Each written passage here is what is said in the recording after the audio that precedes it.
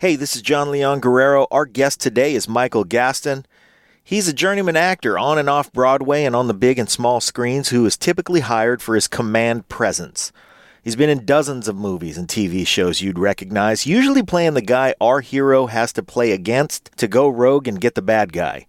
You know, the by-the-book precinct captain who better not have to talk to you again or it's your gun and your badge and your ass is out of here, detective.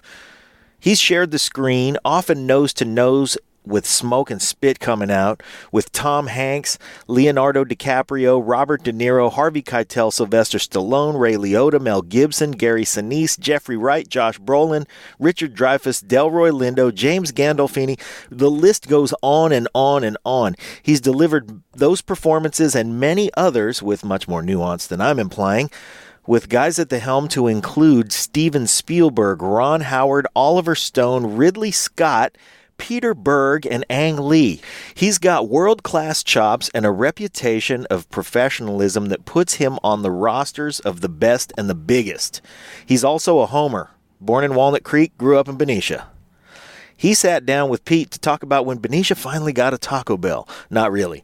He gives us some insight about how he's built such an outstanding career, one brick, that is one script, one role, one line at a time. And you're about to find out that he might be the nicest guy you'll ever meet in show business or otherwise. Now, obviously, if you listen to the Break It Down show, you care about craft and reaching the highest level of whatever it is you do by doing the work and making the sacrifices, and we applaud you for it. So I'm going to ask you for two things to help us further the causes of our brethren and our sistren, if that's a word, you know what I mean. First thing is that you go out and you support the charities you care about by donating some money to keep them going and by volunteering your time and a little elbow grease. Now, around here, we support Save the Brave, and you can give them your support too at savethebrave.org. We also support the SEAL Veterans Foundation, and you can read about what they do and support them at sealveteransfoundation.org. In fact, Pete is doing the Coronado SEAL Memorial Swim on Saturday, September 21, to benefit the families of Naval Special Warfare operators who have made the ultimate sacrifice to defend our freedom. These organizations get our support. We'd love it if you'd support them too. Again, savethebrave.org or sealveteransfoundation.org. But really, do whatever it is you love doing and do a little more of it. You got a few more reps for the causes that you love. Pete is supporting sealveteranfoundation.org in a Sangha, and that's always fun. Second thing I'm going to ask you to do is even easier. Support the Break It Down show with a 5-star rating and a short review.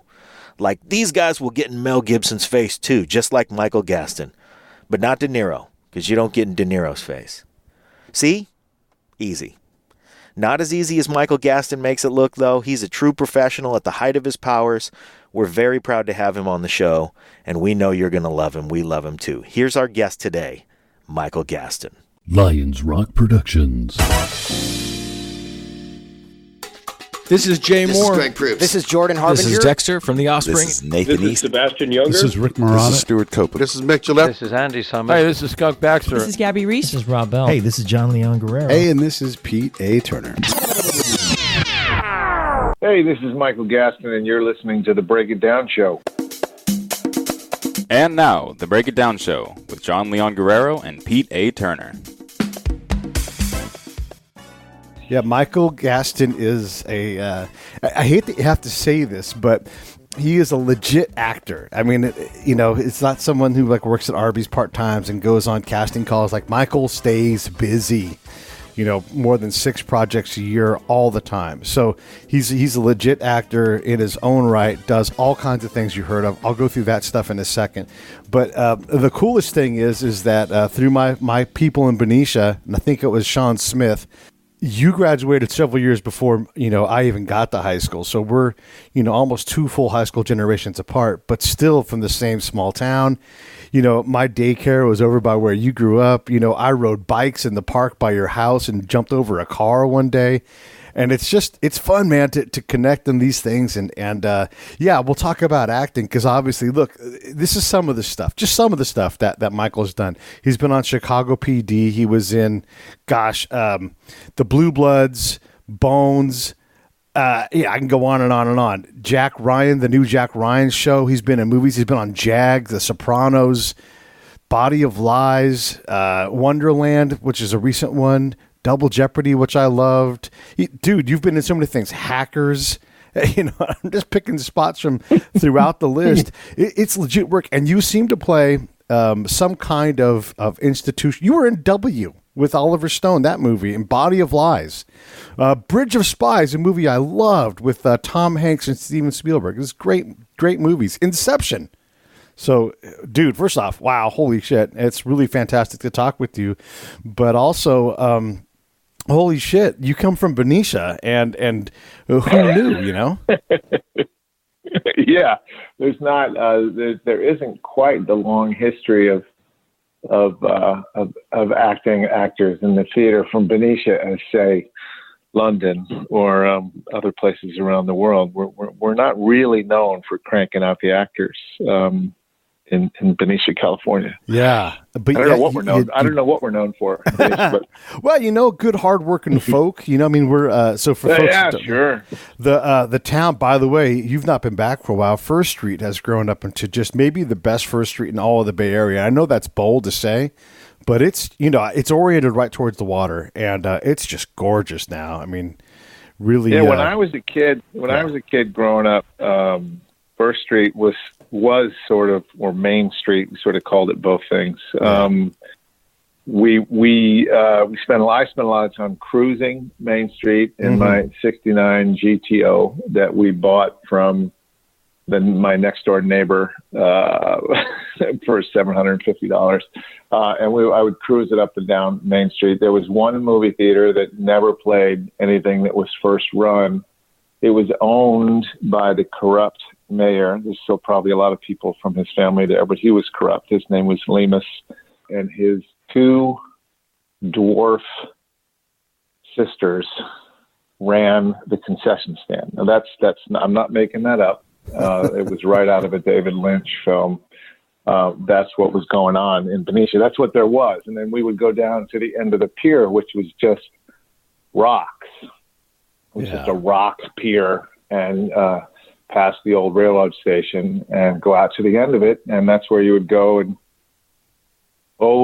drink what you weren't supposed to drink and kiss who you weren't supposed to kiss and all that kind of thing. Yeah. That's what was going on out there.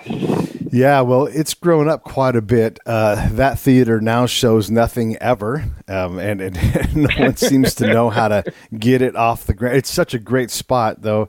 And then that whole pier thing has been built up into like a fishing area, and if you want to drink and smoke and kiss who you're not supposed to drink, smoke, and kiss with, you have to go, somewhere else out in the industrial park maybe, or out on Lake Herman Road. Lake Herman Road, no longer scary. So... yeah, it's funny. The football team would get together and we'd go out and drink beer out by the Camel Barns. The Camel Barns. Yeah. And how interesting this will be to anybody who's not from Benicia, but that's that's what we used to go on. Yeah, but this is fun, and we do. First Street is the actual name of the street, but nobody in town calls it that. At least not from Old Town. We call it Main. Right. I'm gonna, cruise Maine, and we cruised Maine too. You guys cruised Maine in the era like just after American Graffiti too. So, what a cool thing to be doing, like that whole, just connecting with time like that. It's super neat, man. Yeah, well, there just wasn't anything else to do. being honest, there just wasn't much to do. Like I say, there was no bowling alley or mini golf, or it was just like, all right, well, what do? You sort of like, all right, you could that's where you found your little community for whatever that was worth. And occasionally there'd be hoodlums in from Vallejo or Martinez would come over and cause a ruckus, but basically that was it. So this is I want to get into the acting stuff for a little bit, because old home stuff, obviously we can get back into that any moment, but first off, you're a huge dude for an actor. I mean, most actors are 5'7", 5'8", 5'9", and they're lying at 5'9". You're 6'3", so you must bump your head into stuff, and Yeah, I would. I mean, the sort of cliche about sort of a lot of the leading men, Al Pacino, Dustin Hoffman, Robert Redford, they were not all big guys, but you'd be surprised. There's quite a range out here, and I'm definitely one of the bigger people around. And sometimes you go to audition for something with a casting director who doesn't know you. Doesn't happen so much to me anymore because I've been around so damn long. But you walk in and they look at you and go, "Okay, so before you record your scene, let's just tell us how tall you are," and then you just go, "Oh, okay, they have a short leading man. This isn't going to work out for me," because it's very hard to put two people in the same frame if they are a foot and a half different in height. So and you play a lot of authority figures, a lot of cops, a lot of soldiers. You play Tommy Franks in W. So is that, you think, in part because of your size, or do you think is it more like just your appearance looks, authoritative or something? Well, I think size is part of it. I'm a big, old, scary white guy. I mean, that's who those authority figures tend to be. The business is changing for the better, thank God, and things are being a little more inclusive. But it was lucky for me, of being a middling talent and looks, that I lost my hair when I was 25, 26 years old, and that doesn't, you don't see a lot of that in film and TV, and yet because I have a pretty big, deep voice.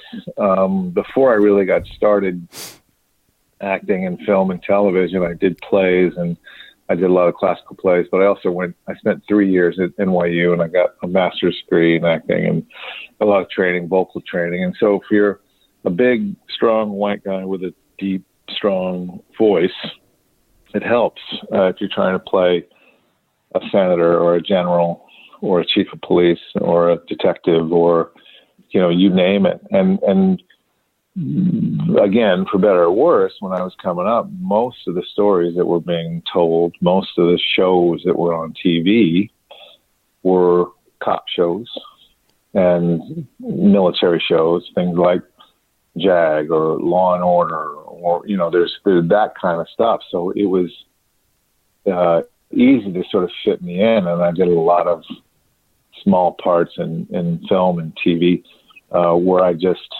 said a few things, but was basically there just to be strong and threatening. So that's kind of been my wheelhouse. Now that I'm getting older, I'm out of my cop phase and I passed through the detective phase, and I'm occasionally the chief of police phase, but I'm quickly heading into my victim phase. So we'll see. But yeah. So you've got, at least 30 movies on your credits. And again, like I stopped reading, but there's all kinds of stuff that we've all seen. 13 Days, another great movie. I mean, that's just fantastic. When you're sitting around on these sets, do you often go back and just think back to, like, I'm from fucking Benicia. How am I sitting on the same set? Yeah, I do. I mean, it's constant. I know often people say that they're humbled when they mean exactly the opposite. But I know where I came from, and I know how lucky I was, and I know that this is a series of accidents and some real benevolence on the part of teachers of mine, whether in high school or particularly in college.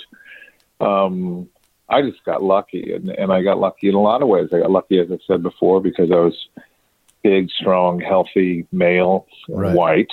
I got lucky because I grew up in California where going to a major university cost almost nothing. Right. And so I was able to put myself through a phenomenal university without having to worry about coming out with a crushing load of debt. So I felt like I could study anything that I wanted to study, and it wasn't going to set me back for the rest of life. For the rest of my life, it would set me up. So I went to UC Davis. I went, 45 minutes down the road from home, right, to a university with 20,000 undergraduates. I played a little football, but that really wasn't what I was there to do. And And so I got to freely explore sort of with impunity different departments of the university and get a sort of traditional liberal arts education. And that set me up to sort of be able to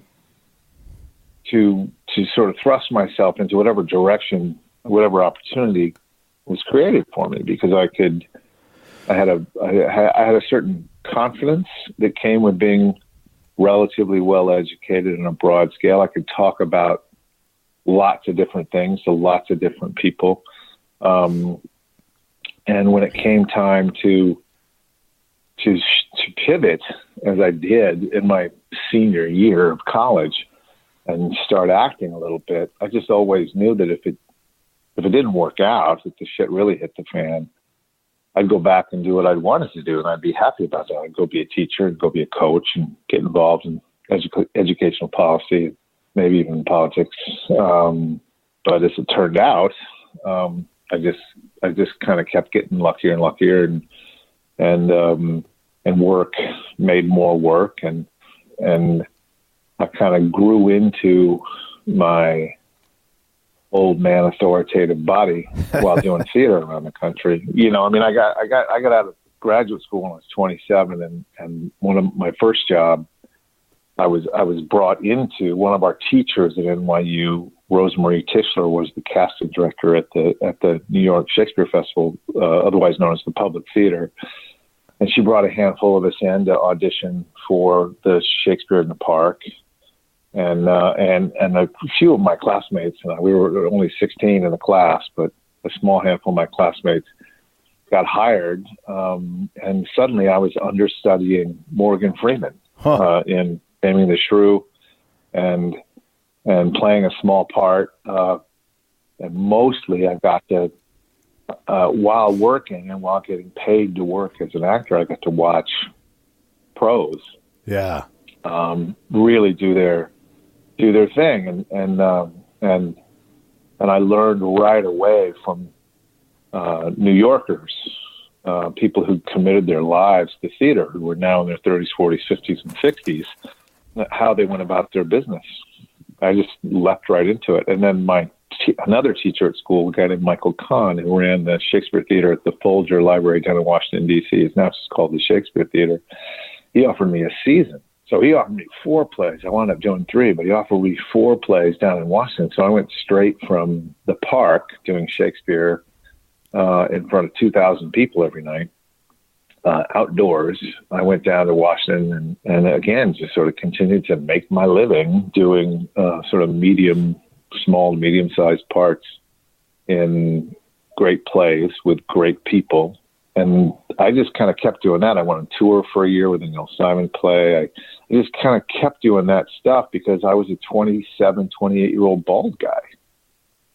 Just like it didn't really I didn't make sense on film and television until I got into my 30s. But by that point, I had this wealth of experience and further education from traveling all around the country, doing great plays with great professionals. And then, at that point, I did a handful of things, but I did the pilot of The Sopranos and, Law and Order really back then too, they were only in New York. If you wanted to live in New York, there were only about 3 or 4 shows that were shooting in New York at the time. There was a couple. There was Law and Order, and then there became Law and Order SVU, and then there was The Sopranos, and there was Ed. I don't know if you remember Ed, but that was on for a bit. That was around, and there were a couple more things, but that was it. And so, if you were living in New York, you were here to be a theater person, and then those bits of television could give you enough quick money that you could afford to live in New York as a theater person. And then, things changed. And then I got married and I had a couple kids, but we lived in New York. So yeah. I had to sort of figure out how to make that make sense financially, because now I had 3 other people to support and look after. And so at that point, I really just focused on film and television because the money's quicker. It's better all the way around. And most importantly, actually, once you do it, what's that? Let me jump in here so yeah, you're right. Like when you're getting started and there's no real risk, you can lean on that potential of the UC Davis degree. But now, yeah, there's three of you besides you living in New York and everything.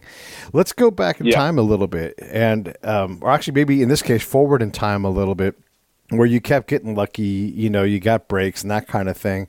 Was there a break where after that point, like breaks just weren't needed anymore? You had broken out. Can you talk about that? No. That never really. I think there's a real myth around the business, because what most people really know about are stars and movie stars, and they're really only.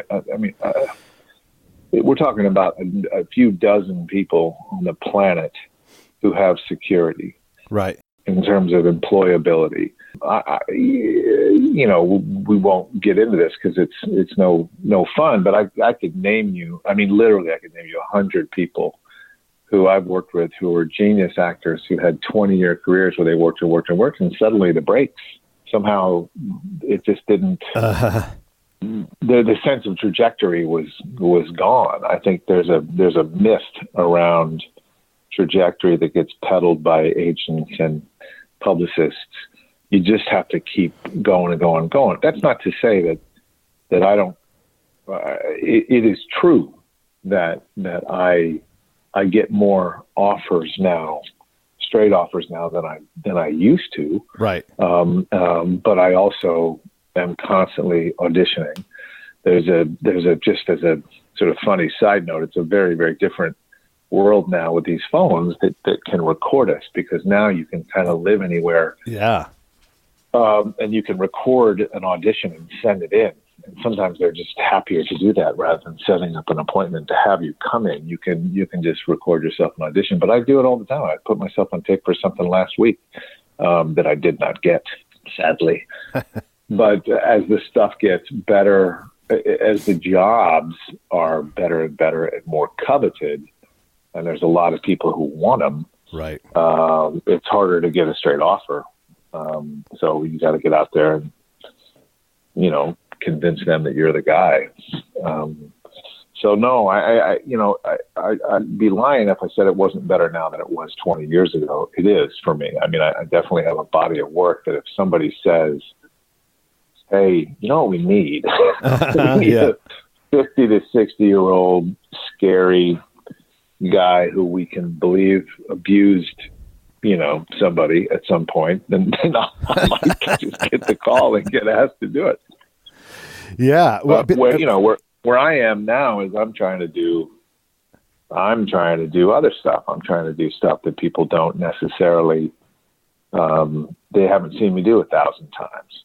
And so that requires me convincing people that I have stuff in my bag of tricks that they may not be as familiar with. So, because frankly, playing horrible people over and over and over again is taking a toll. And I'm on a show right now called Strange Angel for CBS All Access, where I just play a horrible, horrible, horrible person. And I don't want to do it anymore. Yeah. I don't want to. I don't want to live in that. I don't want to live in that skin. I don't want to say those things or think those thoughts or pretend to be that guy who treats people the way that guy treats people. And so, is it just that role though, or is it like because Powers Boothe kind of comes to mind as you describe all these kind of people. He was just always going to play, people like Curly Bill. Like he's just like he can play that guy, and you just hate him on the screen, and you can make a lot of money like that.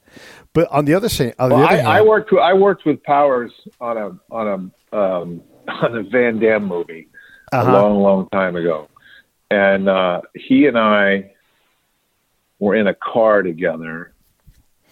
It was a very strange situation where the production was actually in a little bit of trouble. So a doctor came and diagnosed Powers with some kind of flu that he did not have so that the production could get an extra day of insurance money and get him out of trouble.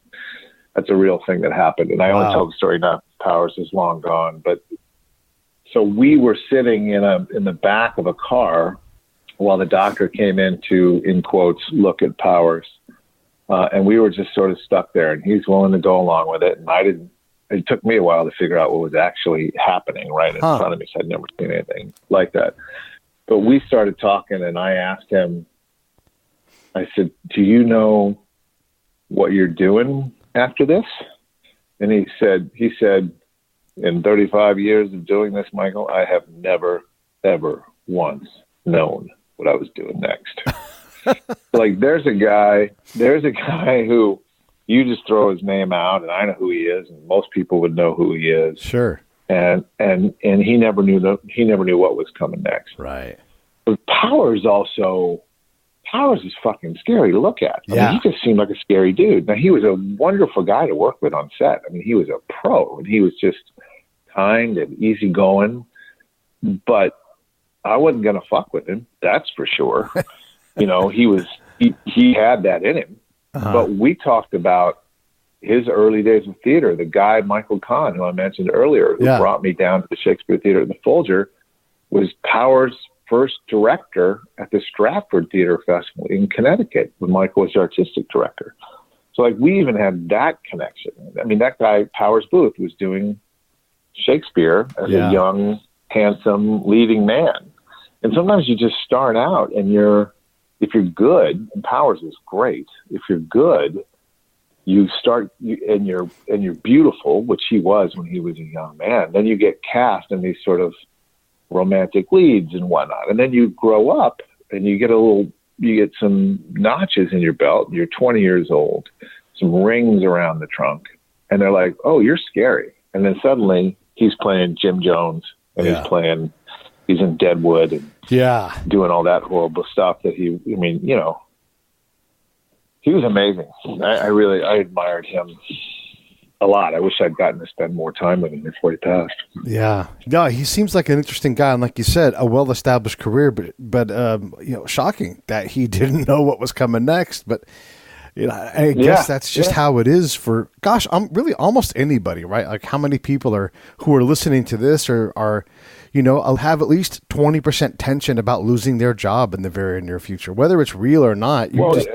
I think it is real. And I think that it's very different than how, I don't know if it's that different from how our parents grew up. It's certainly different from how our parents' grew up. But I think it's also true about our own parents. I mean, my parents would be in their late 70s, early 80s now. And there was a certain security with jobs, and it was before a time of corporate sort of takeovers and downsizing and all of that kind of stuff that's going on in the world now. And I think people, certainly the generation younger than us, are not growing up with any sense that whatever job they have will ever be their last job. I think that for our parents' generation, if you were 30 years old and you were in a job, particularly if you were 30 years old and you were starting a job, that was probably where you were going to finish. Well, there's no expectation of that culturally in this country. I think that's pretty much the same throughout Europe as well. It's just it's a different world. Yeah, interesting. I want to go back to the playing villains real quick because you're right. There's something I've heard about that, and also I've heard a lot about this. Auditioning via iPhone, and that's fascinating. But I want to get into this thing because we had Dominic Santana on, and if anybody looks up Dominic Santana, you will understand that he's always going to be available to play Suge Knight. And I think he's 3 different separate productions. He's played Suge Knight in those movies.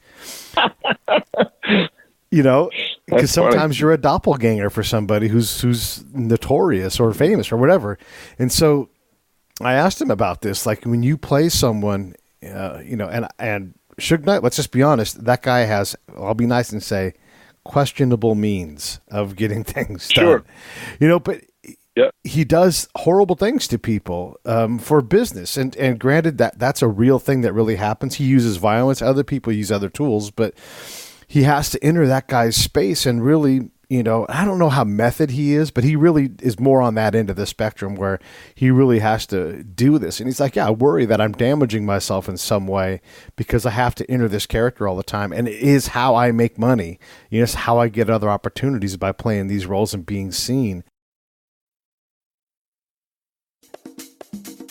Hey, this is Pete A. Turner from Lions Rock Productions. We create podcasts around here. And if you, your brand, or your company want to figure out how to do a podcast, just talk to me. I'll give you the advice on the right gear, the best plan, and show you how to take a podcast that makes sense for you, that's sustainable, that's scalable, and fun. Hit me up at pete@breakitdownshow.com. Let me help. I want to hear about roles and being seen. Another guy he's a giant of a man, you know, just a big, huge guy.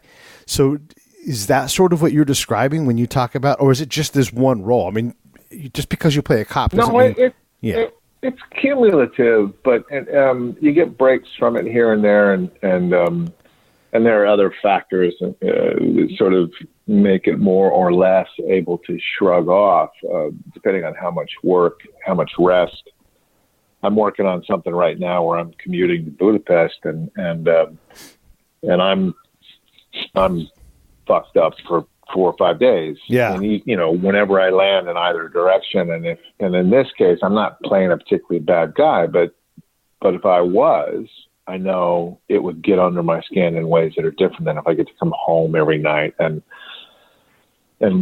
get, you know, loving from my wife and family and that kind of stuff. It is a little different. But the part that I most recently played, I just referenced the Strange Angel thing, was in Los Angeles. So I was commuting to that. So I was doing that, and I was home, you know, maybe 3 or 4 days every 2 weeks for about 4 or 5 months, and that included flying back and forth across the country. And I'm not. I mean, I know people talk about the method. Nobody's really method anymore. It was a way of working. It was a very particular, specific way of working, but. You know, it's too hard to sustain that on a 12-hour day for 5 days a week. So, but whether or not you're quote unquote method, the fact is you're saying that thing and you're thinking those thoughts, and I'm not familiar enough with sort of the language of psychology, but there's a way that it works on you, kind of retroactively or like just the fact that you're living in that world and thinking those thoughts, it can make you feel awful over time. It just kind of makes you sick. It's like coming in contact with bad air or bad water for a long time. So it does require, for me anyway, and I know others, I've talked to a bunch of different people about this kind of thing, it just requires downtime. It requires transition. Sometimes it requires a shave and a haircut. Literally. I mean, I was on the movie of The Crucible 100 years ago, and with Daniel Day-Lewis, and I played a guy who kind of started out good and got swept up in all the nonsense, and by the end of it, I was hanging Daniel Day-Lewis and arresting Joan Allen and just being an overall piece of shit. And when the thing was over, and it was a profound experience for lots and lots of reasons. My son was born while we were doing it. Lots of things were great about it. I mean, it was an amazing experience. I mean, one of the best experiences I've ever had. However, playing that guy, when it was over, I got home and I was kind of a mess, and I kept looking at myself, and I hadn't shaved in 4 months, and I hadn't cut my hair in 4 months, and I was like, yeah, I got to get rid of this. And I just went to it was actually the only place where we were that was open was a very kind of old lady salon. And this woman said, sit down, honey, I'll take care of you. And she cut my hair down to like a 1 or a 1.5 buzz cut. Yeah. She gave me a shave. She gave me my first ever professional shave. Got rid of all that stuff, and I looked up, and I was not that guy anymore. It was weird, and I know it sounds kind of crazy, but I felt a load off psychologically. I can't completely explain it, but it was the beginning of sort of a few days later, I was kind of back to myself. it's a weird thing when you pretend to be somebody. You know, like when you were a kid and you didn't want to go to school and you pretended to be sick. Yeah. After a little while, you feel a little sick. Yeah. Weird. Yeah. Yeah. But it's true. Like if you really commit, you know, you find yourself suddenly taking a nap, a thing that you didn't even want to do as a kid ever. Right. You know, it's kind of like that. It's a grown-up version of that. You play those things, you say those things, you're miserable to people, you're a sadist, you're a pedophile, whatever, you know, it's fucking gross. You know, it's not easy. Nice. It's something you don't think about with playing those roles, that there is some damage and some baggage to carry around. We had just this week, we put up a show with a guy named Matt Polkamp, and he was a former pro. I guess he's technically still a pro, but BMX racer, you know, like just actual BMX. And he was so singular in focus, and that has a fairly short shelf life in terms of, you know, being inspired and, sure, you know, having it not become a job. And so he started acting to get away from it, because those things are wildly different. And the acting was sort of like therapy for the BMX rider in him. And now that he's, you know, in his late 40s, you know, in BMX, like he gets paid to go ride every night, but his job, he's an actor, but he rides his bike as therapy from his acting. Right. Sure. And so how does that resonate with you? Well, I think there's, I mean, it's whether you're a stockbroker or an actor or a BMX rider or whatever, a little bit of exercise can, I think, transition you from whatever world you're in to the next world and make it possible. And if you're built the way I am, still at 56, which is, I'm still fairly shoddily built by this point, but I was in my bones. I was an athlete as a kid and played 3 sports in high school and 2 in college. And I still would pick up basketball if I wasn't afraid that every tendon below my waist would blow out all at the same time. But when I do that kind of stuff, I feel like a different person. I feel like I can sort of transition into whatever it is I need to do at home and be with the people I need to be with at home more easily. Truth is, I don't do that enough. I'm not conscious about that enough. I try to, when I'm out working, I try to go for, even if it's a 10-minute swim at the end of a workday. But, you know, the way that our schedules tend to be, particularly in the States, not so much when you're shooting in Europe, is that you finish at all sorts of crazy weird hours, and that sort of stuff is really hard to do. And that contributes, I think, to part of the, you know, the sort of difficulty transitioning, is that everybody's just fucked up all the time from working 12 and 14-hour days and beginning, you know, that thing that Powers and we were working on, they were working 14, 15-hour days. But they would maintain what's called the turnaround time, where from when actors would leave to when they could be brought back is 12 hours, or you have to pay a bunch of extra money. So we would begin at 8 o'clock in the morning on a Monday, or say we'd begin at 7 o'clock in the morning on a Monday. We wouldn't finish that night until 9, right? Having worked 14 hours. So the next day they couldn't call us until 9, and then you would finish at 11 or 12. And then the next day they would call you at noon or 1, and then you would work until 4 in the morning. So and then you come back, you'd finish Friday, slash Saturday at 7 o'clock in the morning on Saturday. You'd have your 36-hour weekend, and you come back and start on Monday at 5 or 6 or 7 in the morning. And that puts everybody in a perpetual state of jet lag. Everybody, the crew, and everybody. And just speaking specifically about what we were just talking about, if you're playing somebody who's really awful and you're trying to have some kind of exercise regime, that's what keeps you safe and sane, how the hell are you going to do that? Right. You know, it's really, really hard. A lot of actors just do it at their lunch, or they do it while they're between scenes. They might get a half hour, but even that, like, there's nowhere to shower, there's nowhere to clean up, and Right. you have to be physically able to run through the woods and chase the bear or whatever the fuck you're doing at 2:00 in the morning in a way that's safe and where you have a lot of energy, like it's happening for the first time. So it's it's a bit of a tricky balance to stay sort of physically healthy and mentally healthy and give yourself the transitions you need to come back and be fresh every day. And most of the time, the actors aren't the ones, like, we might work 3 out of those 5 days or 2 out of those 5 days. Occasionally you're the guy who works 5 out of 5 days. Right. And that's really, really hard.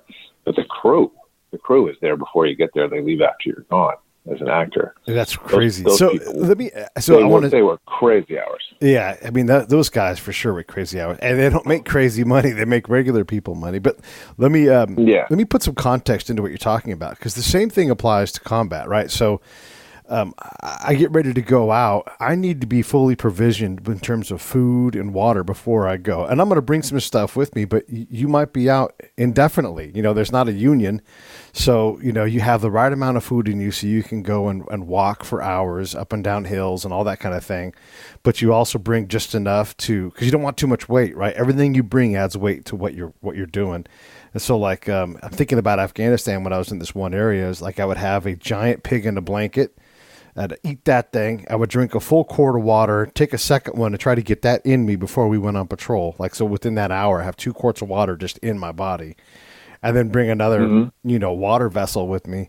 But also, like, if you were to change your workout up, like if you wanted to try P90X, Beachbody, you had to be really careful, because if you were sore everywhere and stiff and unable to move or whatever, or heaven forbid you got injured, while you were out because you changed your workout up, that's not pro. That's rookie.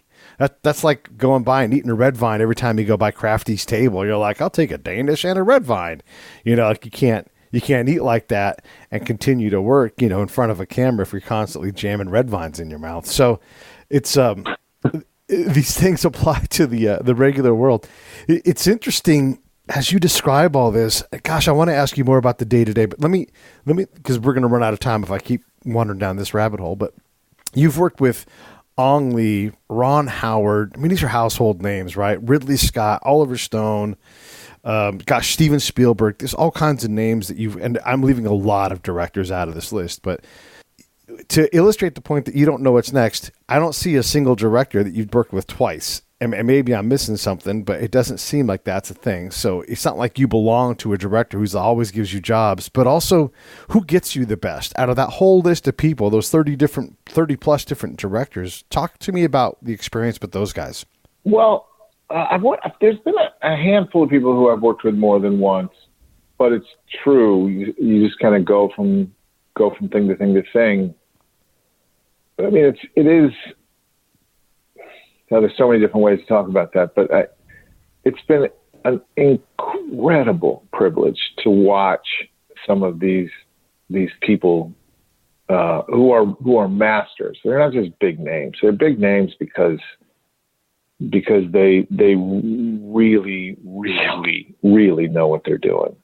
Ridley Scott, I've worked with a handful of times now because I've also done stuff for his television company and film stuff with him.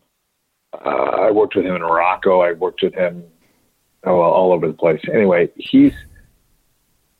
actually, no, I'm not going to talk about him. I'll talk about Steven Spielberg, because that was recent enough that it's really, really fresh in my mind. What the thing that struck me the most about Steven was how much joy he took in his work. And here's a guy, I mean, I don't know how old Steven is, but he's in his late 60s, early 70s.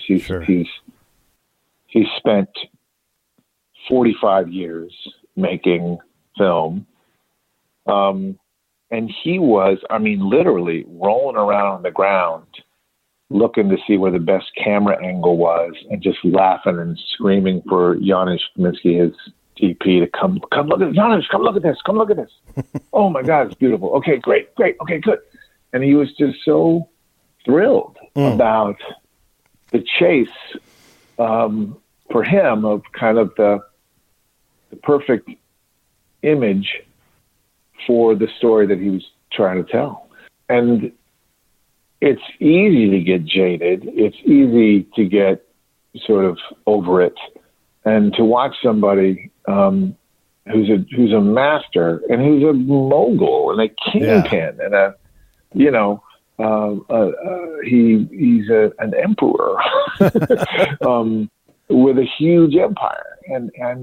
But for him, what really thrills him is getting his dad, who he still travels with. He brings his dad over to the monitor so his dad can watch, and then he goes to work and figures it out. He is demanding. You need to have your shit together. Do not be the person who doesn't know their lines. Do not be the person who holds him up. But if you have a question, there's no bad question. He'll answer your question. Like, just, there's a way that he has figured out. You don't create all that he's created at the level that he's created. Wherever you think of individual films or whatever, that guy is a master who's been doing it forever. And just shut up and listen to what he has to say. Yeah. And do what he says. Just do what he says. When you're in the hands of a master, you're not going to know a better way. Do what he says. That's a great point, man. And it'll lead you. No doubt, it'll lead you to something that never occurred to you. Right. That's better than what you made up at home. But also, it's probably better than what he thought of because he's not in your brain. So if you sort of translate what he says through yourself, you wind up with something that even surprises Steven. I mean, I'll give you a concrete example of that. When I enter that movie, Bridge of Spies, I come into this hotel room. There's a bunch of young pilots, and they've all been chosen to be in this secret program. They don't know anything about what's going on. And I have a page and a half of a speech about what their life is going to be. And I was scared shitless that I was going to not know my lines, and which, by the way, does not get easier the older you get. I got in there. Steven told me to come in and just stand there. And he didn't tell those guys that I was just going to stand there and not start. He wanted an awkward moment. He could catch it. I came in and I stood there, and they looked at me and I looked at them. And then they looked at me and I looked at them. I didn't move. And I thought, oh, that's the awkward moment. That's great. Nope. Don't speak. And I just stayed there, and it's crazy, but he holds that scene completely until they decide to get up and I tell them to get back down. But it's like, for that movie, which is sort of a fast-paced spy kind of thing, the whole movie comes to a screeching fucking halt while they wait to figure out what the hell this big guy is going to say to them. He thought of it, I extended it, and then it winds up being, that's the shot. That's the shot that he wound up keeping and not even cutting into or out of. He just let it be this horrible, long, uncomfortable pause for these boys. So, I don't know. I have tremendous affection for Steven and his just his commitment, just the depth and breadth of his commitment. I mean, and also, Ridley's like 80, and he's got a TV empire and a film empire, and he just keeps going. He keeps doing stuff that's interesting to him. Honor seems a little grand, but it's been a real honor to spend time working with masters. Yeah. Yeah, no, that's what I was hoping to hear, because we could talk about a lot of different directors from your list, because there are so many of them. I didn't even list 90% of them, like with Peter Berg and all those guys. How there's just so much context and interesting things as you work in your professional space. I love those insights that actors bring in. I wanted to ask you about you're constantly working. I mean, pretty much a film a year, if not a little more than that. And then also simultaneously, you're always doing TV. And you were in the pilot episode of The Americans, and the actual true life Russian spy has been on this show, by the way. So that's kind of no kidding. Yeah, it's kind of a funny thing. When you look at your whole body of work, what for you, you're like, oh man, that was the best gig I ever had. Like it just, it was a blast. Because you're a lot of times you're in there for a short amount of time, 7 episodes, 1 episode, 15 episodes. Mm-hmm. What stands out in terms of your body of work? Well, different things stand out for different reasons. As I was saying, when I was younger, I felt like on a Crucible, I had probably 5 lines or 6 lines, but I was there for 12 weeks. Right. And I got to watch, because I was just around and I was a presence, and I was basically the cop, in the Crucible, blacksmith / cop arresting witches on horseback. Right. But I got to watch Masters. I got to watch Daniel Day-Lewis do his stuff every day. I got to watch Paul Scofield, do his stuff every day. And I learned stuff from Paul that I think about every single day that I'm on a set. And Joan Allen and different people like that. But that was more about, I felt like I was in school, and the best kind of school imaginable, where you actually get paid on a beautiful island off the coast of Massachusetts. Lately, it's been more about just purely the quality of the material and the people who are involved. And for me, the thing that's been the most exciting in that way in the last 10, 15 years was The Leftovers for HBO. Speaking of Peter Berg, who directed the pilot in the first episode after the pilot, it was just a depth and breadth to the writing that I've not ever experienced, actually, before or since, where I could not wait to get my hands on the next script to see what they were going to come up with.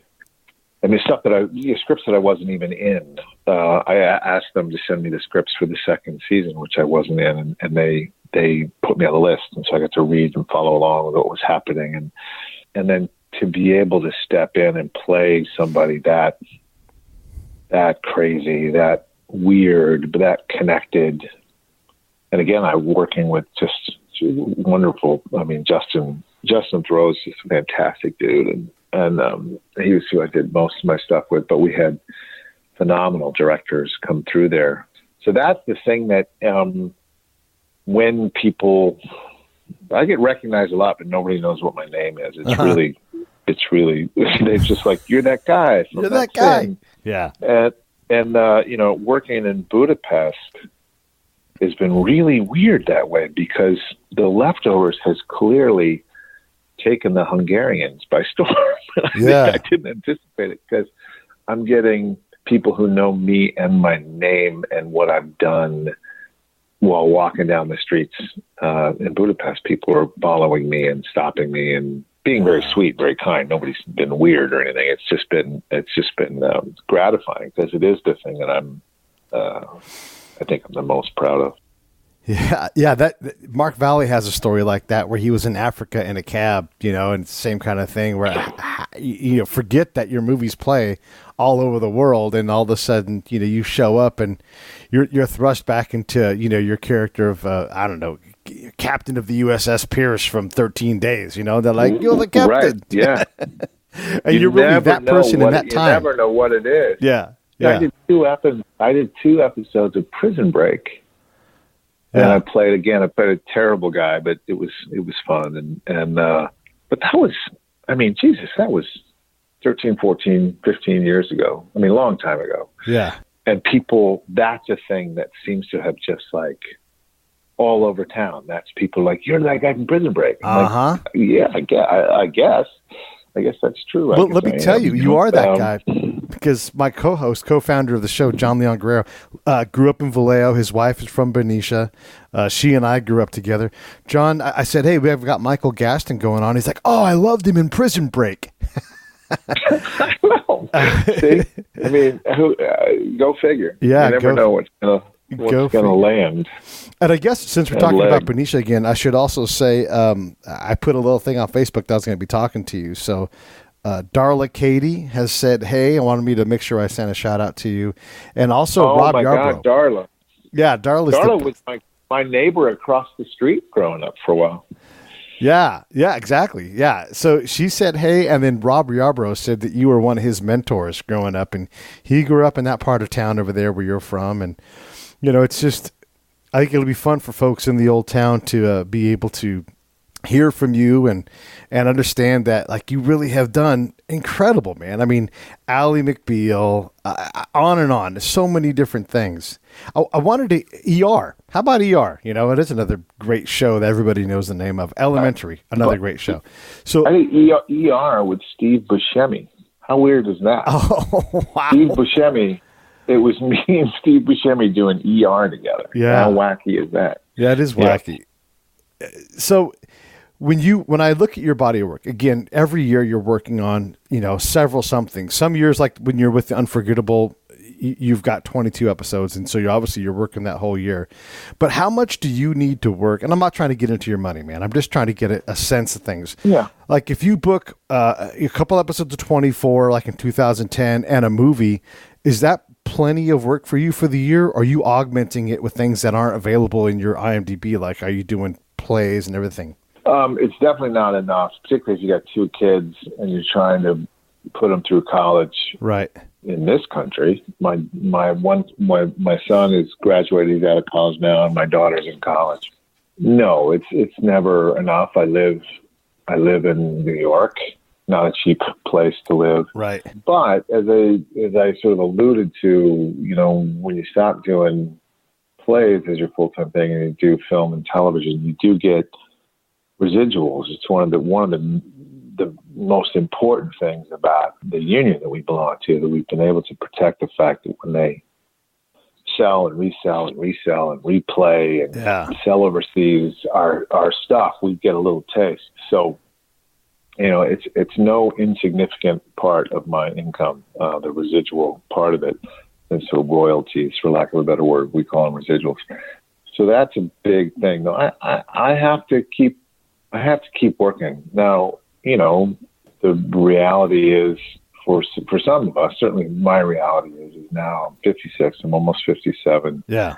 I'm out from under a lot of the things that I needed to spend decades saving for. Right. And I can be a little bit more selective. Ironically, of course, this is when jobs are coming to me faster than they did when I really needed them, and I get paid a little more now because I've been doing it forever. So it's, right. That's just the situation. But I am trying to do some more theater. I am trying to stay home. This commute to Budapest has just been killing me. Again, I'm not a kid. I'm not as spry as I was, and doing that 2 flights and an overnight flight to go there and work for 3 or 4 days and turn around and come back is pretty brutal on my old body. So what I'd like to do, what I'm trying to do, I did a play last year at Playwrights Horizons, amazing play by a writer named Craig Lucas that was half in sign language. So I had to learn, most of my dialogue was in sign language. Wow. So I had to learn that for that. I had no experience with that. And we were working with a great many of the actors were sort of on the sort of deafness spectrum of, from hard of hearing all the way to deaf 100%. We're working with all of those, all these amazing actors from all over the country. And that was great for my brain. It was great for my creative soul. It was the biggest creative challenge I've had in decades. Wow. I made $650 a week before taxes and before commissions and before, so that's the reality is I took home about $1,000 a month. Yeah. And so that really isn't a vocation. That's an avocation. That's a hobby. Mm-hmm. So before that, it had been 4 or 5 years that I did a play. I did a play with Tom Hanks on Broadway called Lucky Guy, and that paid better. But as I said, you finish a play, you finish a nice long run on a play, and it's amazing, and you meet all these amazing people, and you get to do it in front of 1,500 or 2,000 people every night. But when it's over, it's over. There's no residuals on a play. There's nothing like that. So you just kind of have to build your strategy, your financial strategy, pick your spots, and then hope that when you've made enough for a while, that a good play will come along. But sometimes it just doesn't. So, I've spent my life not knowing where I was going to pull the rabbit out. Yes. From. But I'm not, this is not euphemizing. I have been very lucky and I've tried to be smart, and I've gotten help planning finances and things like that. But I've been able to sort of make it work. So touch wood. I'm looking for wood where I am right now, but it will keep going like that. But so far so good. I don't want to ask too many more questions because I've had you for about an hour, but I do want to say like, is there something creatively that's next for you? I mean, as you get older, at some point, the roles, you become less and less desirable because you're 65, 70. Some people can still work. Heck, Anthony Hopkins is on a brand new thing on Amazon, right? So some people are able to work. My son just did a pilot. My son's an actor. He just started his first real job, and he worked with Judd Hirsch. Yeah. Who's 80, 89 or something like that. Right. Yeah. Yeah. So do you intend just to keep working until you don't get roles, or do you want to get like into your wife's line of work and maybe write your own plays or whatever? I mean, I've written some stuff. I've optioned some books. I want to create my own stuff, but it doesn't burn in me in the way that it does for what I'd say is a real writer. Like I have some ability as a writer, and I enjoy it. I have a sort of Ewan McGregor's a really good friend of mine, and we've been trying to get something made for a long time, and we can't get it made. And at this moment, who knows if we will or not? But we've been trying to. I try to get things going here and there. I've performed. I performed a monologue that I wrote for myself, kind of a Spalding Gray thing that I did a few years ago. I've got a new one that I'm working on right now. It's really just to keep myself sane by controlling my own ability to create. If things aren't actually coming my way that are creative, I can at least have something that I can do that makes me feel better to work on. And my best friend runs a theater up in way upstate New York, and I'm going to go up there and workshop it for a couple of days in front of a handful of people, and we'll see. It'll never be a thing that becomes a movie or TV. It'll never be a thing probably that ever sees the light of day, but it keeps me going. In terms of working forever, I'll work forever. I'll never retire. I love what I do. I mean, I love what I do. And I love that I meet new, crazily creative, intelligent people all the time. Yeah. And I get sent to cool places, and I'd like to spend more time with my wife. I would like us not to be in different places all the time, but her career is really taking off, and she's crazy busy with that. And so that's part of what's motivating my desire to just sort of try to say no to some things. Yeah. And work here and work out of the New York area, or at least the northeastern part of the United States, right, or the southeastern part of Canada, if that's what it takes, and not be taking every single job that comes along. The last 5 years, I did Man in the High Castle in Vancouver. I commuted to that. I did Strange Angel in LA. I commuted to that. I'm doing Treadstone, this new thing for USA in Budapest. I'm commuting to that. it's not really what people think of when they think of commuting. They think of maybe getting from Pasadena into West Hollywood, but it's for me, it's a passport experience and an overnight flight. And I'm so grateful to have the work, but that part's wearing me out a little bit. Yeah, that part's wearing me out. But I must admit. It does. Yeah. Well, I mean, every job has its things, even if it's something that you love, that you do, getting all of that sorted out at some point. We had Mark Schulman. He drums for people like Pink and just massive acts. And he's like, You don't pay me to drum. Of course I can drum. I've got the resume that proves that. You pay me to be gone from my kids and my wife. You pay me for the inconvenience of being on the road, Yeah. I mean, I wouldn't have thought to put it that way, but I think that's really right. I mean, I don't know about Mark, but also he's probably being somewhat, what's the word? He's being, he's underselling his value as a musician. He's also somebody who they pay because he can step into any situation, figure out what the music is, and jump right in and play it and sound like the last person who drummed for Pink, so that it doesn't freak Pink out, it doesn't freak anybody else out. For sure, who's a fan. And that's one of the things that I get paid for now. Is it people know what they're going to get. Yeah. They know I'm going to be early. They know I'm going to know my line. I'm not going to get in a fight with anybody. I know how to do my shit, and I will save them money. Yeah, because I'll have thought ahead, and I'll have figured out that this might be a problem. What if I did it this way? This might save you a shot. This might save you some time. Right. And I'm going to know how to. I have a track record of getting along with people. It turns out that's valuable. It turns out that's really valuable. Yeah. Because it's not just because stars are difficult or some sort of horseshit like that. And this is the worst example because he's the best example, but if you're Tom Hanks, the entire production hinges on you. Right. They got financing. They got $70 million because you said yes. Yeah. Right? A bank gave them money because you said yes. The whole fucking thing hinges on you. If you suck, the whole world's going to talk about it. Yeah. Right? Everything. That's a tremendous amount of pressure, no matter how.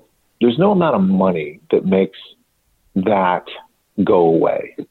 There's none. It just doesn't. You either know how to handle it. You're either a good person.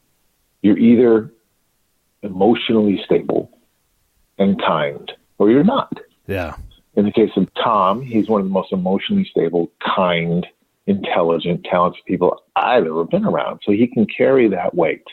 If you're on a TV show and you've got somebody who's new and they're carrying a show, their picture is on the bus, on the ad, on the bus as it drives by, right?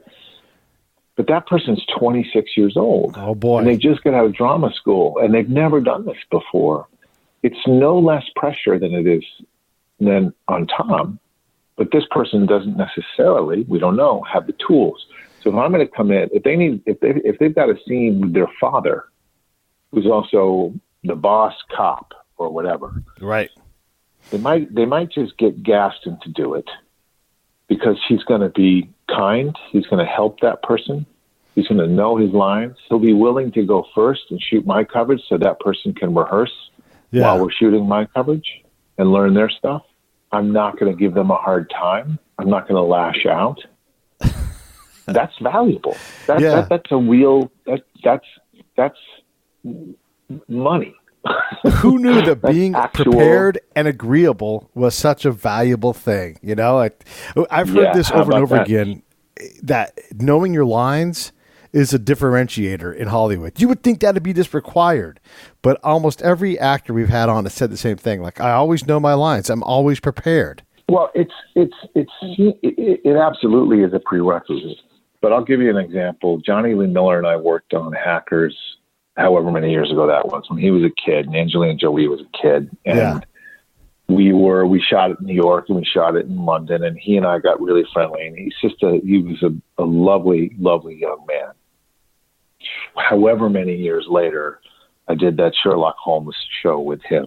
Yeah. And I don't know if you saw that ever, but Johnny he was working 5 days a week, 12 hours a day, basically. And he carried 80% of the dialogue. Lucy had far less to say. And he had to be a genius who knew everything about everything. And the style of the show is the guy talked a million miles an hour. Now, if he's working 60 hours a week, when the fuck is that guy going to go learn his lines? Yeah. How's that going to happen? Yeah. What sort of pressure is that? That's all and of you the got to pressure. carry the show.